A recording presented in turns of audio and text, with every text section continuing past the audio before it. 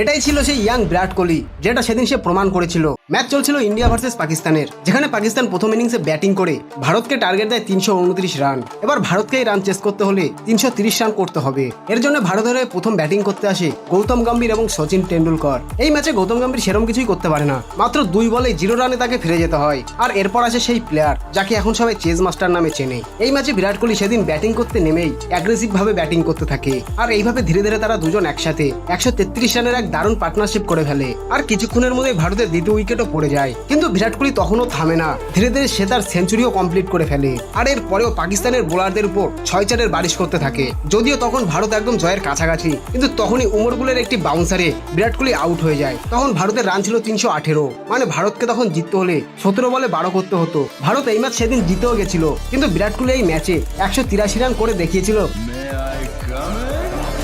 वो क्या इतना बड़ा